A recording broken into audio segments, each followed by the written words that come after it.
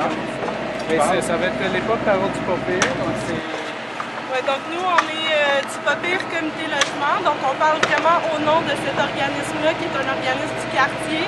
On ne parle pas au nom des militants et militantes du campement, c'est vraiment au nom de l'organisme, ce serait important que ce soit noté. Donc moi, mon nom, c'est Valérie Simard.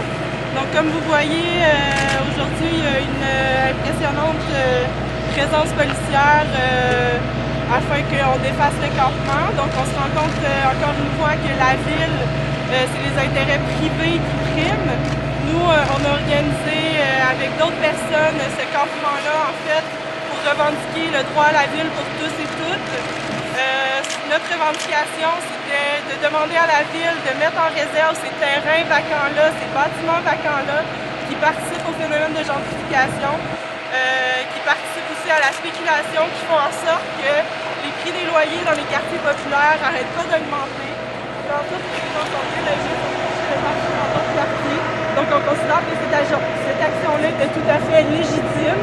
On a réussi à rester 6 jours sur le terrain de Peter Sergakis, qui est un des plus grands propriétaires, en tout cas un important propriétaire à Montréal.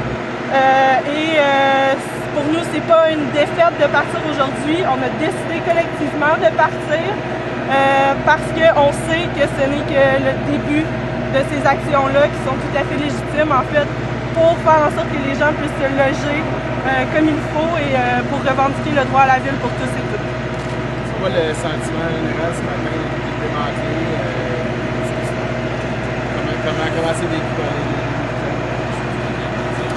militants? Pour nous, c'est pas, pour les militantes, c'est pas une défaite, là, je pense qu'on l'a dit. C'est juste le début, là. Mon nom, c'est Valérie Simard du POPIR Comité Logement. Et j'insiste sur le fait qu'on parle au nom du POPIR Comité Logement.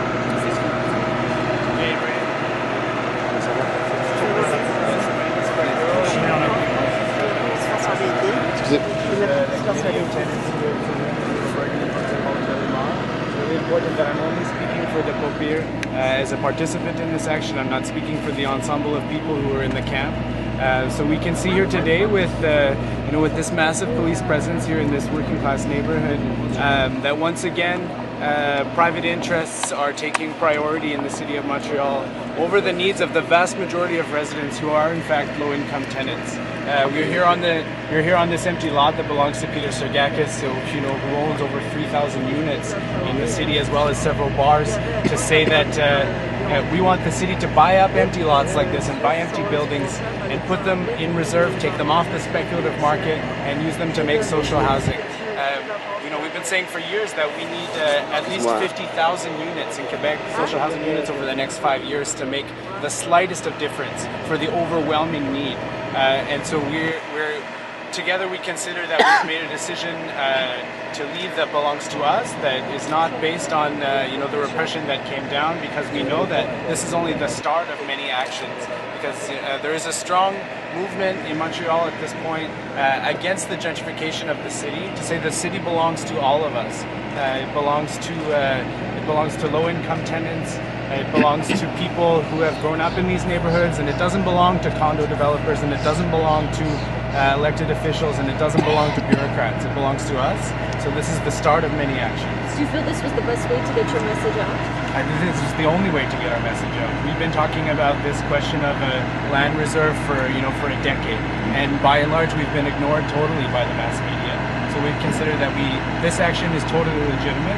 We consider that lots like this that are essentially used only for speculative purposes of people who already have a lot of money, because I don't think anyone can pretend that Peter Sergakis is poor. We think that this belongs to us. It belongs to the collectivity. It doesn't. The city is something that should be modeled around the priorities of the collectivity and not of a few wealthy individuals. Why did you decide to bring the site down today? Because as we said, we consider that the point of this action is in the logic of many actions that are to come. So we don't live and die on one terrain. We are mobile. We are in many neighborhoods. We are the famous phrase, "We are everywhere."